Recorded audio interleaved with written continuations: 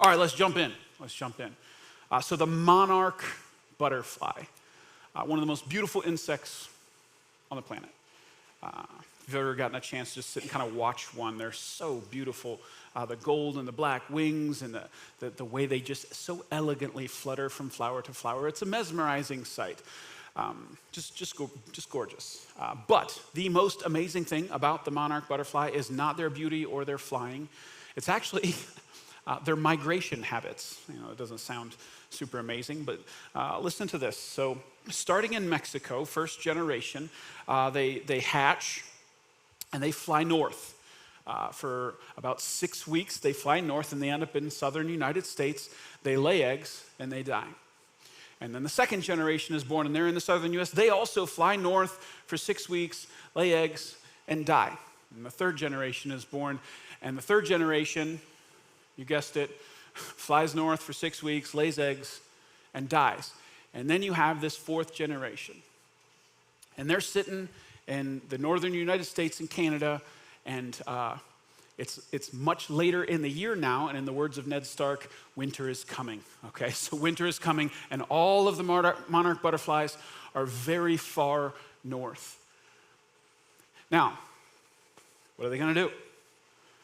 If they do the same thing that the previous 3 generations did, they're gonna fly north, lay eggs, 6 weeks, die. But if they do that, we won't have monarch butterflies anymore. They will cease to exist. They will die in a Canadian winter, and we will never see those beautiful creatures ever again. So what will this fourth generation do? The answer to that question is actually really important to the species. It's also really important to you, and it's really important to us as a church. So hold that question in your mind. I want to look at a pretty familiar story Jesus told in Matthew 25, starting verse 14. Here's what Jesus said. Again, the kingdom of heaven can be illustrated by a story of a man going on a long trip. He called together his servants and entrusted his money to them while he was gone. He gave 5 bags of silver to one, 2 bags of silver to another, and 1 bag of silver to the last, dividing it in proportion to their abilities. He then left on his trip. So we have this story that Jesus is telling about this guy who evidently has quite a bit of money. He calls 3 servants together and he gives one of them 5 bags, the other one 2, and then the last one he gives 1 bag. They didn't get the same amount. I don't know if that throws you off or not.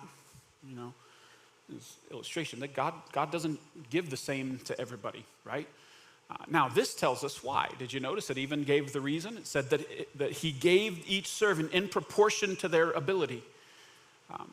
He gave them according to their ability. So he gave 5 to a 5-bag guy. He gave 2 to a 2-bag guy. He gave 1 to a 1-bag guy.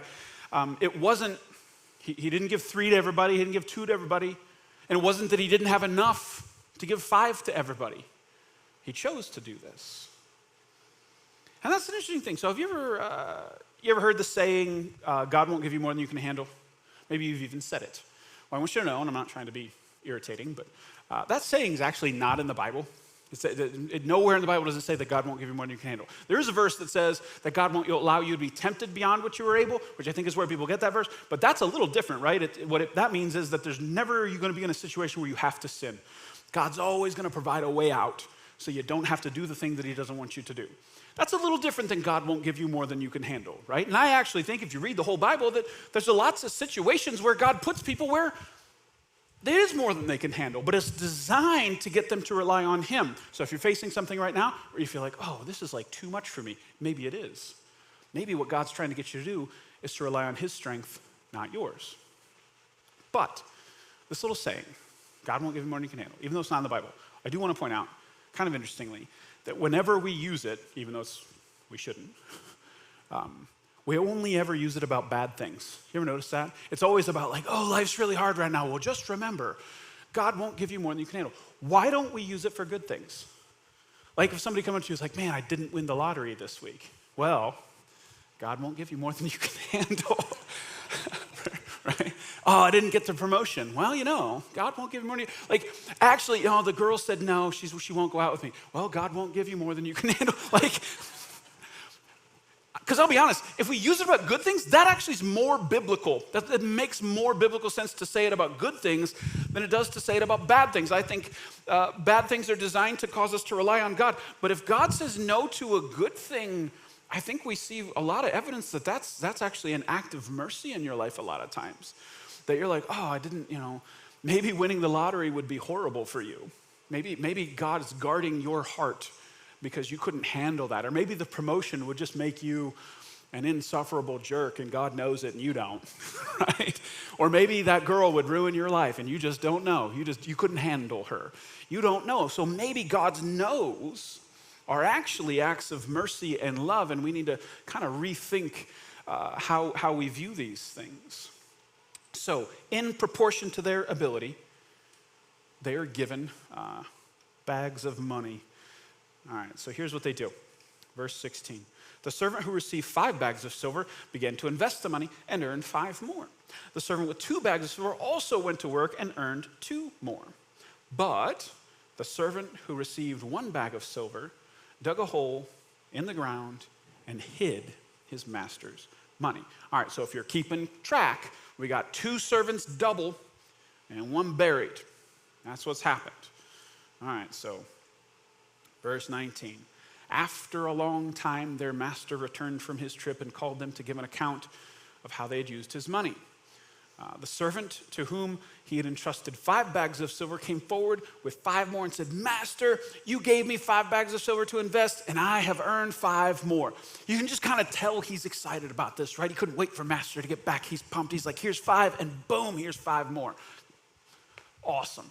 So he's pumped.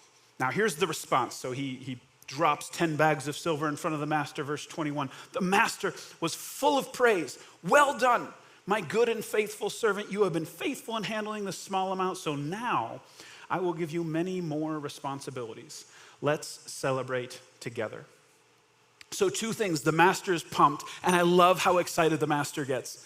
He's so excited that this servant took this seriously and turned 5 into 10. So he's excited, and then he also gives this principle of being faithful with the small things is the doorway to being given bigger things. So here he says, hey, because you were faithful with the little amount, I'm gonna be sending more your way because I know you're trustworthy with the small amount. All right, so they're gonna party. So he drops those 10 bags down, he backs up, and the guy, servant number 2, walks up, right? Verse 22. Servant received 2 bags of silver, came forward and said, Master, you gave me 2 bags of silver to invest. I have earned 2 more. So he drops 1 bag down and drops another one down. And he's excited too. Maybe even just as excited as the first guy. But keep in mind, and this is important, there are 10 bags of silver sitting here, and this one just came up and put 4 bags here. Those are different numbers, right? Those are different numbers. But look at the response. Verse 23, the master said, well done, my good and faithful servant. You have been faithful in handling this small amount, so now I will give you many more responsibilities. Let's celebrate together. What do you notice about that? It's exactly the same as the first one, isn't it? He said exactly the same thing. The master said the same thing to 4 bags of silver that he did 10. And that's interesting. I don't know what kind of boss you have, but if you have a boss who's sitting with 10 bags of silver and 4 bags of silver, he's 10 excited for this one, and he's going to be 4 excited for this one. But not here. It's exactly the same excitement. And what that shows us is that the master is not like measuring the end result. He's measuring the rate of return, right? That's the thing he's excited about. Each bag had the same rate of return that was sitting in front of him. And it was more, the thing he was most excited about is what they did with what they were given. What they did with what they were given. And this is such an important thing. So if you're a Christian, if you've put your faith and trust in Jesus, sometimes as Christians, we compare ourselves to other Christians. That's a dangerous thing. I don't think it's all bad. I think you can learn a lot by comparing. But there's 2 ways it can go really bad. Sometimes when you compare yourself to other Christians, you look around and you see somebody else who's just got this crazy faith, and their kids all somehow listen to them, even though it's probably fake. Behind the scenes, there's no way they do. But they look like they got it all together. That can be a little discouraging sometimes. Like, man, they're they're just so far along. But what we need to keep in mind is like when you see where someone is, you don't know where they started, right? You don't know where they started. So when you see somebody who's just crazy, amazing Christian, maybe they started further along. You don't know. It's more about the progress than it is about the placement. That's what this master is sending. The signal he's sending is don't get caught up in where you are. Focus more on how much progress you're making in your faith. And it flips around the other way too, and this is something that Christians also struggle with when they compare, because sometimes you can look around at other Christians, you go, man, I am like so much better than them. Like they are terrible people compared to me. Look how holy and good you might not use holy to describe yourself. I hope you don't. You should go to a different church. Because you're not. But I think sometimes we get that. And it's probably not even, you don't even say it out loud in your own head, right? It's just a feel. I'm better than them. I'm closer to God than them. But again, you might see where they are, but you don't see how far they've come. And you need to be real careful with that attitude, man, because some Christians, they were born on third base acting like they hit a triple. No, you didn't. God just gave you a whole lot. And then you look at somebody on first base, man, they actually connected with the ball. They made it there. God just put you here. Don't act all cocky about being placed further along. So we need to be really careful with our comparisons, because this shows us, hey, where you start matters just as much as where you are. It's the progress. He's not measuring results. He's measuring progress. All right. So there's like this like pregnant pause in the story. You have 5 bags get dropped in front of the master. Now you've got 4 bags dropped in front of the master. And the other 2 servants are stepping back. And now we have Mr. 1 bag is going to come forward. Verse 24. Then the servant with the 1 bag of silver came and said, Master, I knew you were a harsh man, harvesting crops you didn't plant and gathering crops you didn't cultivate. I was afraid I would lose your money, so I hid it in the earth. Look, here is your money back. Let me wipe that off for you. Clink.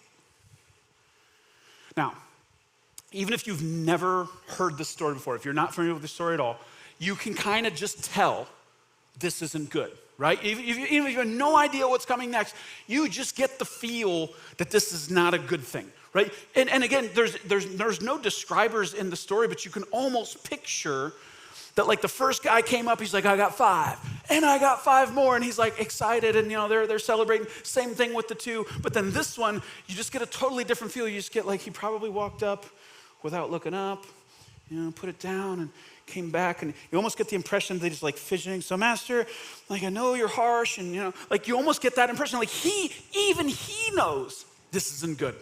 This isn't good. You just know it. And then we see that it certainly isn't. Verse 26. But the master replied, you wicked and lazy slave. If you knew I harvested crops I didn't plant and gathered crops I didn't cultivate, why didn't you deposit my money in the bank? At least I could have got some interest on it. Whew. So again, just look at the contrast and the feel of the reaction. The first 2, it's a celebration, it's exciting, it's good. Hey, you were faithful with little things, I'm gonna give you more things. This one, it's heavy, wicked, and lazy. Those are like the 2 worst things you can be called, right? Especially together. It's almost like if you're gonna be wicked, at least don't be lazy about it, right? Be an aggressive, wicked person. But no, you're wicked and you're lazy. So, this feels wrong. Can I defend him for a minute, Mr. 1 bag? Can I be his lawyer? I'll just be his lawyer. Is it okay? I know it's weird, pretty shouldn't. He just got his head ripped off. So, if I am the lawyer for Mr. 1 bag, to recap the story. When the master left, he gave 5 bags to 1 servant, 2 bags to the other, and 1 bag to my client, okay? Then, he just left. He just left. Did you notice in the story? He just handed them the bags and said, peace, and he left. He did not give any instruction. Did you see that? There was no, hey, here's my expectations with what you're gonna, he didn't say anything. No instruction, not of the general kind, not of the specific kind. He didn't say anything. He handed the money and he walked away. So, my question, Your Honor, why is he mad? Why is he mad? He didn't tell him what to do. Mr. One Bag was not commanded to increase. He wasn't. Why is the master mad? So, monarch butterflies. Remember that? Okay, let's go back to that for a minute. We left off the story in Canada, right? In northern America. So we're in North Dakota, we're in Wisconsin, and all the butterflies are very far north, and winter is on its way. And if this fourth generation keeps doing what the previous 3 generations did, monarch butterflies cease to exist. So what are they gonna do? So this 4th generation actually has a name. They have a name. They're called the super generation. Isn't that cool? They're called the super generation. And this generation, when it hits that 4th generation, they turn around and they fly south. They fly south. Which I just want to pause right there and say, that right there is miraculous. Because if any of you know this, like when the previous 3 generations have all gone in a certain direction, it's real hard to be the one to say, we're not going that direction anymore, we're gonna turn back and go here. Anybody experience that? Where you have some generational cycles that are all going in one direction? It's really hard to be the one to say, no, we're not gonna go that direction anymore, we're gonna go in a different direction. That by itself is miraculous. So this 4th generation, instead of doing what the previous 3 did, fly north, lay eggs, 6 weeks, die, instead of doing that, they fly south. And that's miraculous. But it's not just that. This generation flies the full 3,000 miles. They fly all of it. It took 3 generations to get where they are. They fly the whole way back by themselves. They live for 8 months. Instead of just 6-week lifespan, they have an 8-month lifespan. And even more than that, some of these butterflies that are way up in Canada, they fly 3,000 miles, they end up on the same tree, and some of them the same branch as their great-great-grandparents. Exact same branch. Isn't that crazy? No, Grandpa monarch butterfly did not sit him down and be like, all right, grandson, you fly south, it's the 4th tree on the, he didn't, none of that, right? They died. No GPS, no map, no compass, 3,000 miles south, and they land on the same tree, same branch. It's crazy. And consider the stakes. If the super generation acted like the previous 3 generations, monarchs would cease to exist. If they just did what was automatic to all the other generations, we wouldn't have monarch butterflies anymore. Now, here's the big question. How do they do that, right? All these other butterflies are flying for 6 weeks north and dying. This one flies south for 8 months. How? Well, if you look it up, scientists will give you, they always over-explain. So you'll have a list of things. The days are getting a little shorter and the monarchs can sense that. The temperature drops a little bit and something happens. But if you boil all their reasons down, and they'll give you a bunch, it can boil down to one word: instinct. There's something on the inside of a monarch butterfly that when the days get a little shorter and the temperature gets a little colder, it's like the compass flips and they start flying south.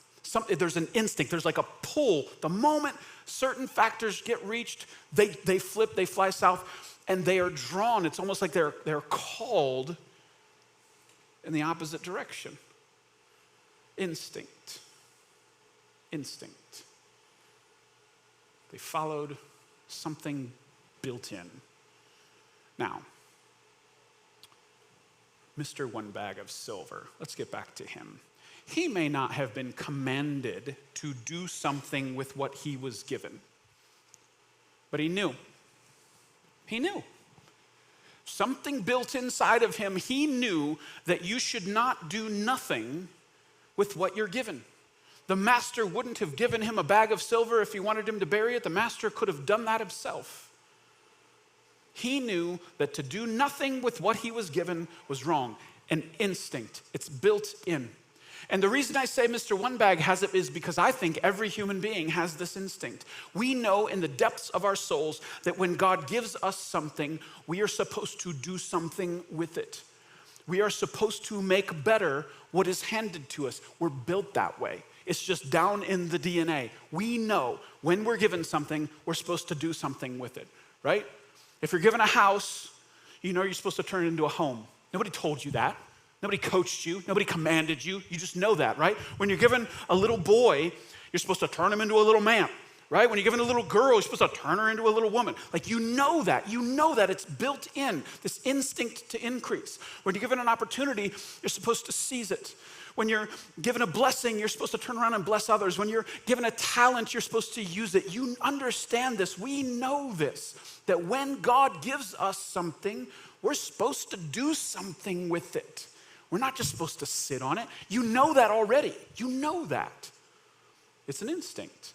We can call it the instinct to increase. You have that. You have an instinct to increase. Now, the other two servants followed their instincts. They knew, oh, he gave me 5. He wants me to do something with this.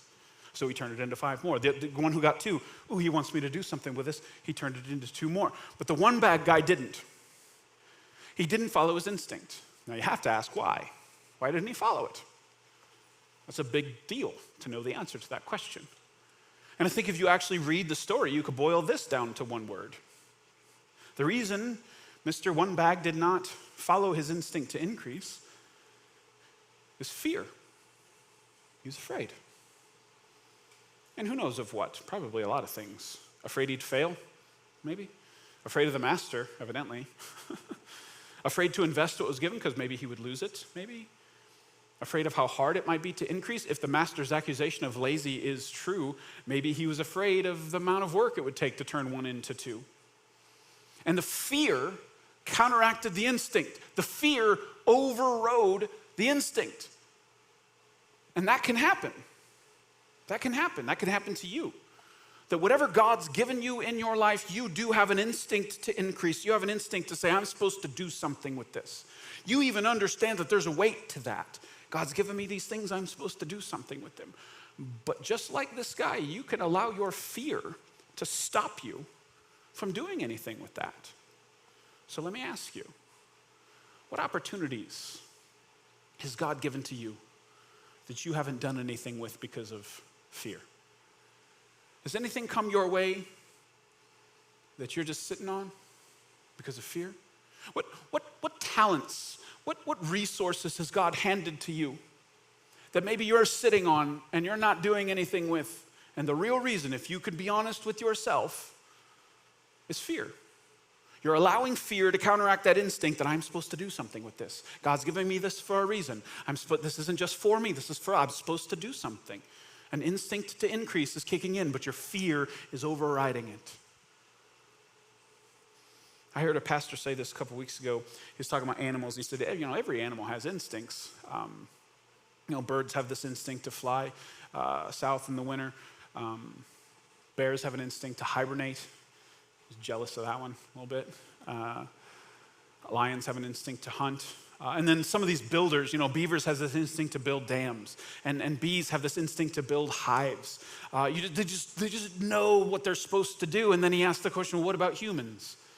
What's our built-in instinct? And especially when it comes to building, he says, beavers build dams, bees build hives. Humans build futures.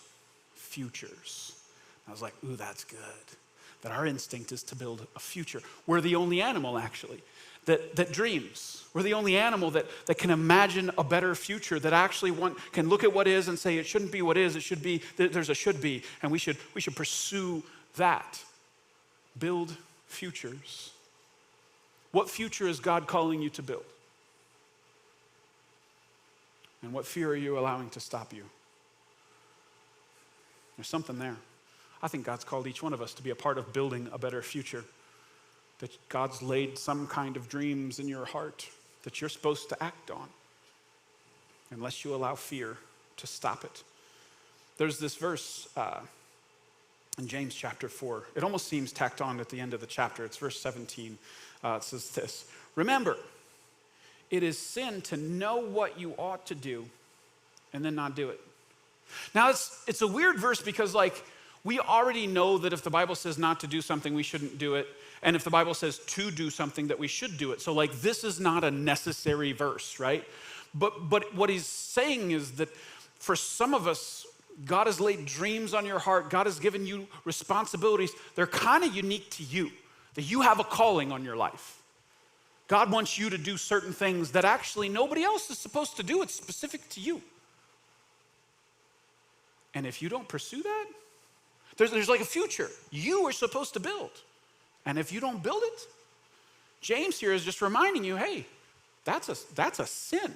You think it's optional to build the future that God's calling you to build? He's like, no, you have some things that God is calling specifically you to do that not even the person next to you is called to do. And if you don't do it, for you, it's a sin. And man, that to me is heavy.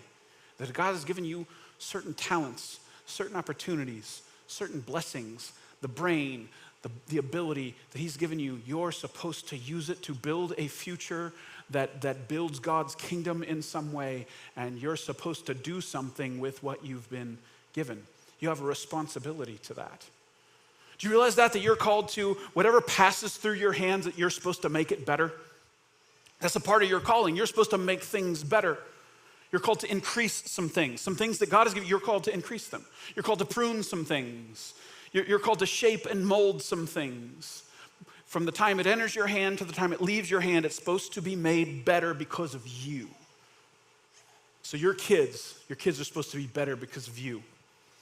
Your spouse is supposed to be better because you married them. Don't tell them that right now, but it's true.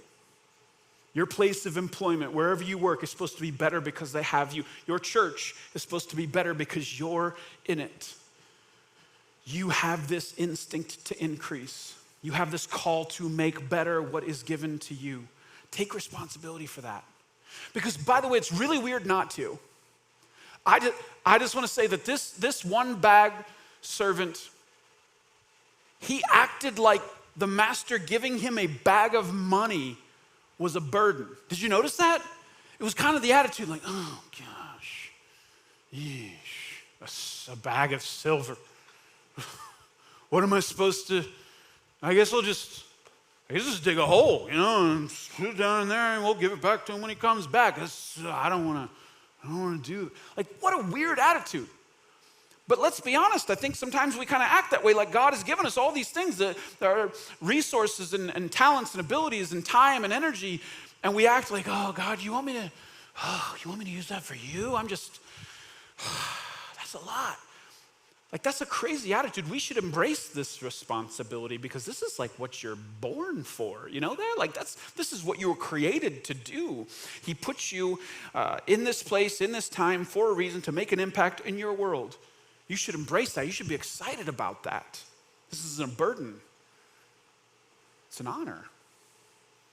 So what are you doing with what you've been given? What are you doing with what you've been given? Now, that's important to you. I've been talking about you. But can we talk about us for a minute? I need to talk about Mosaic for just a minute, this church. So if this is your first time here, love that you're here. This guy, you can listen in on this family thing. So I'm not like, don't feel like this burden. I'm not talking to you. If this is your home church, I'm talking to you. But don't feel like I'm like attacking you if you're first time here. You should nudge the person who invited you and be like, what's up? What are you doing? So Mosaic. Let me give you some context to what God is doing here. Did you know that only 16% of churches are growing in the United States right now? 16% are growing. So the rest of them aren't. They're either flatlined or they're dying. And you probably heard that, right? Like the overall church in the United States just isn't doing very well. So only 16% are growing. And we're in that 16%. Did you know that 70% of churches in the United States have less than 100 people? 7 out of 10. Actually, the normal church in America I read was like 65 people right now. So if you threw a dart at a map and you like found the closest church, odds are it'd have about 60 people in it. That's normal in the United States. But for us, this church, believe it or not, it doesn't feel real to me, but like the size we are and the amount of people we have puts us in the top 5% of churches in the country, which is so weird to say. Because I know, like you, I'm like, wait, there's some like really big ones. Yeah. but not that many, I guess. Top 5%. Like God has been so good to us. We're gonna baptize more people this weekend than the vast majority of churches will baptize in the entire year. Do you realize that? That's crazy.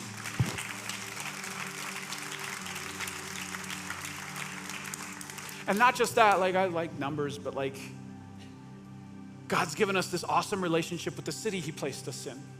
You know, I'm trying to get you to see, like that's not normal. You know, we're rolling down the street in a float and people are like excited to see us and have an expectation about what we're gonna do. I had a meeting, so we had kids land in the high school football field because they're tearing up the park this year. And I had a meeting with the assistant superintendent, and they're really protective of that football field. I don't know if you know that, but that is our school's temple. Like, you don't mess with the football field, okay? So we were walking around, and I was like asking, I'm like, hey, we don't want to do anything to mess anything up, so please tell me all the rules. And he looks at me, he goes, hey, so if you don't know, we were mobile for 5 years. We met in the high school performing arts center for 5 years. He looks at me and he goes, hey, we know Mosaic. We know you guys are gonna take care of this place. So do whatever you guys need to do, and we know to take care of it. And I was like, okay, like, thank you, Lord. Favor, that's just the word I want to say. It's favor. Like God just blessed us with that. And that's just not normal. It's not normal. And this building that God placed us in like the dead center of town, I think that's an accident. And the people that God's brought to us, that you all, do you guys know how talented and awesome you are? I don't know all of you, but like for example, that we put this float in the parade and they put us in the commercial category, which I don't know if you know, we're not. Well, we got first place in a float in the commercial category. It's not even the right category. Like, accidentally won anyways. But like, that's just an example. Like, God has given us so much. And we have this unique calling. And I think God has given churches a lot of freedom to have a certain flavor. And our flavor is to be a church for people who don't think church is for them. That's our heartbeat. That's not every church. I want you to know that. If you're like, oh, I don't like that. Well, cool. There's other churches, they don't have that. We do. This is what God's called us to be a church for people who don't think church is for them. For somebody to be able to come in here and not feel any kind of way, to be able to hopefully understand what's being said, and to feel accepted and welcomed, and hopefully be able to take that first step toward Jesus. Our goal is to make it so that Jesus is the only thing that trips people up here. That's what we're trying to do. And that's unique to us. That's our James 4:17. This is what we're called to do, and it'd be really wrong for us not to. We can't forget that as our mission. So what I want you to see is like what's happening here is not normal. This isn't just like normal church stuff. This is crazy what God is doing here. Like, it's not normal for God to move like this. So Mosaic, what are we going to do with what God has given us? What are we going to do with what God has given us? We're not a one-bag church anymore. I was pastor when we started. We were a one-bag church. The music wasn't good. The preaching was terrible. It was all around bad. But God has entrusted us with a lot now. Do you feel that? If you call this church home, do you feel that? And what that means is we can't hand it back the way it was given to us. That's the big message of the story. And it's kind of a surprising thing. But let me show you how this ends. Verse 28, the master, then he ordered, take the money from this one servant and give it to the one with 10 bags of silver. To those who use well what they are given, even more will be given, and they will have an abundance. But from those who do nothing, even what little they have will be taken away.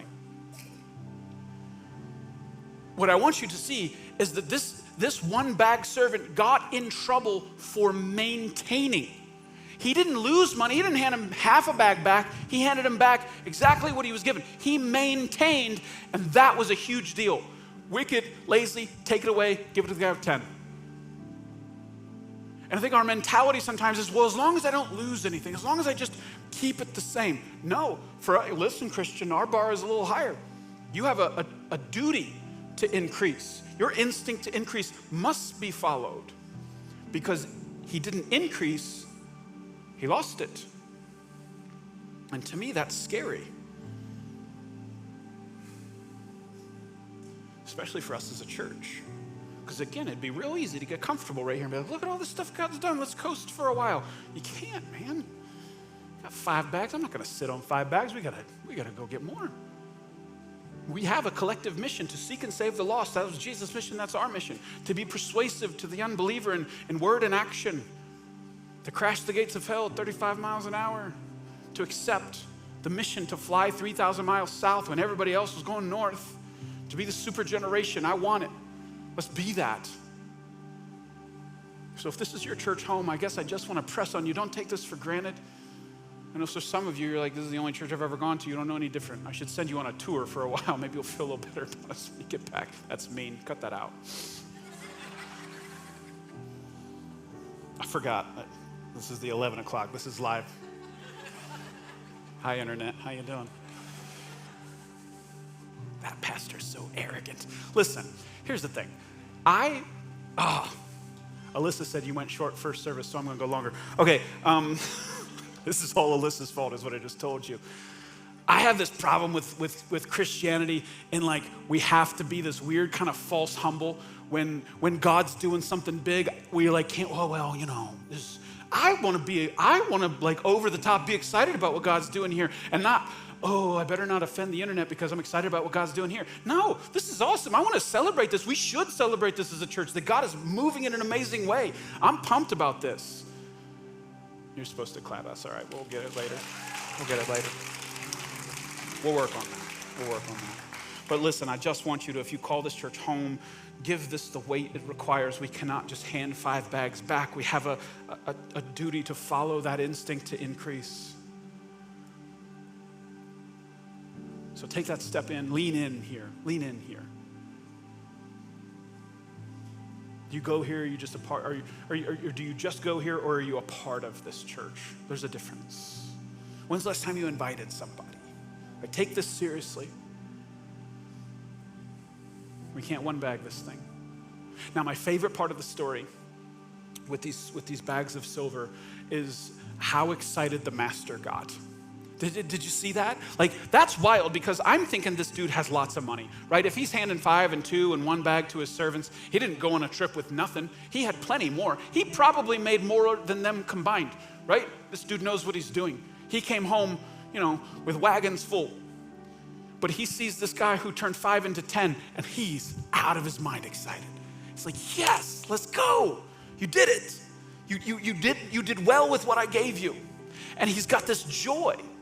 And Jesus doesn't tell this story on accident. This story is representative. The master is God. And what we're being invited to here, do you realize what we're being invited to here?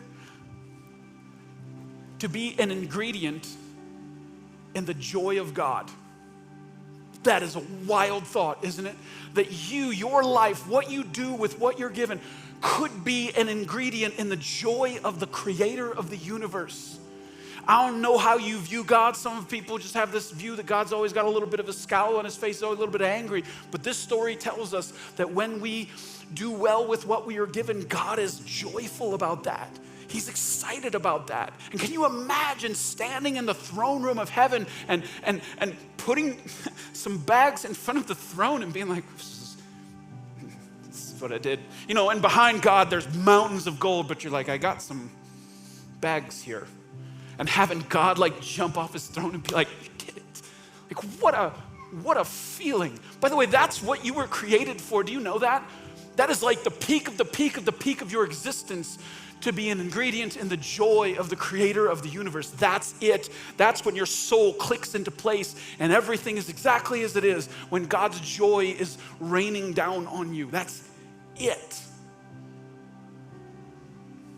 What are you doing with what you're given? What are we doing with what we're given? Let's follow that instinct. Follow the instinct to increase.